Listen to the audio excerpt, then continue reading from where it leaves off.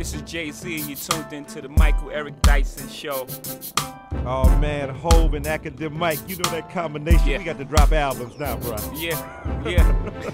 All right, holla.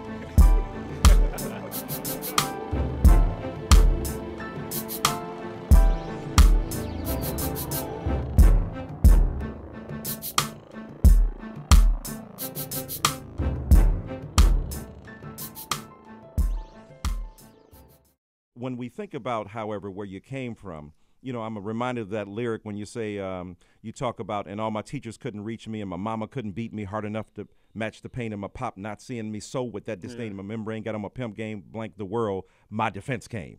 So start us from there. Give us a conversation about what it was like to grow up in Brooklyn's Marcy projects and what that world was like that you so brilliantly describe in the book.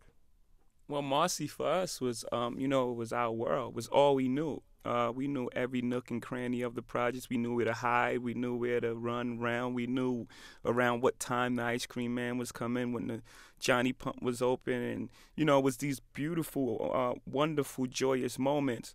And it would be sometimes interrupted by extreme violence. So we had incredible highs and remarkable lows. I mean, at age 9, I saw things that a 9-year-old wouldn't see anywhere. People getting murdered in the hallway and things like that. So we had these extreme highs and these extreme lows. Sometimes morbid things became almost normal. So you have to have this. You're almost desensitized to things that are atrocious. And it's,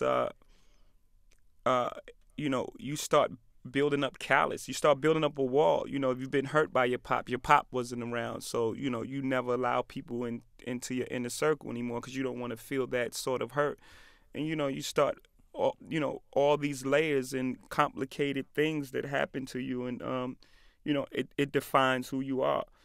And, I think the book, in writing the book, I thought it was important because human beings are so complex. That's why the book is, part Tarantino, part Eric B. and Rakim, part Basquiat, part Warhol, part Kurt Cobain. It's all these influences and all these things, that make you who you are.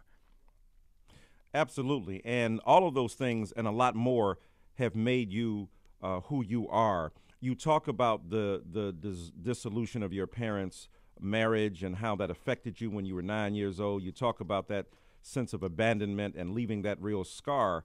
And yet that is not only your story, but the story of millions, unfortunately, of other young black men. But you talk about getting a chance later on to meet him. And in one of your songs, you talk about being at the Tabernacle and how fake it would be for you to shed tears because you didn't know him that well, and yet there was a sense of intrigue about your relationship with him. You were able to grasp a sense of redemption, even though you'd only met him a little while before he died. Tell us about the meaningfulness of that, encounter with your father.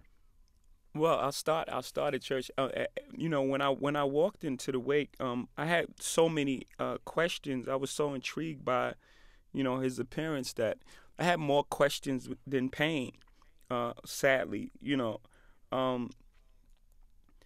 but my pop, when I look back on it, there were things that I didn't know when I was young, like so many others during that time, their father left and they didn't even get to meet him. So I don't know what was worse. But for me, knowing my pop, and having that relationship to when I was 9 and then having that taken away was so I'm searching for the word. I mean, it was beyond disastrous. It was the most incredible pain one can feel, because your pop growing up, that's your hero, and to have that taken away from you and then not experience that for the next 20 odd years, you build up this sort of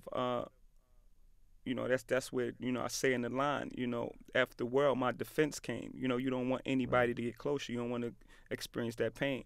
So luckily for me, my mom had set up a meeting, and I got to we got to meet up later on in life, and I got to get all those feelings out. We got to have a conversation. If I give anybody a gift, any one of us in that generation that grew up without their fathers or never got to meet their fathers or any one of their parents, you know, if I could give them a gift, that'd be a gift, because to let go of that sort of anger and that sort of pain is very healthy, you know. It was very healthy for me. And I believe everything happens for a reason, because a month later my pop passed away.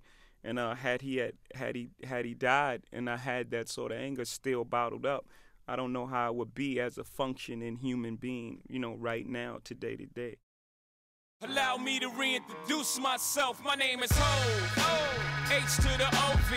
I used to move snowflakes by the up. I guess even back then you can call me CEO of the ROC. Ho, fresh out the frying pan into the fire. I be the music biz #1 supplier. Fly it in a piece of paper bearing my name. Got the hottest chick in the game.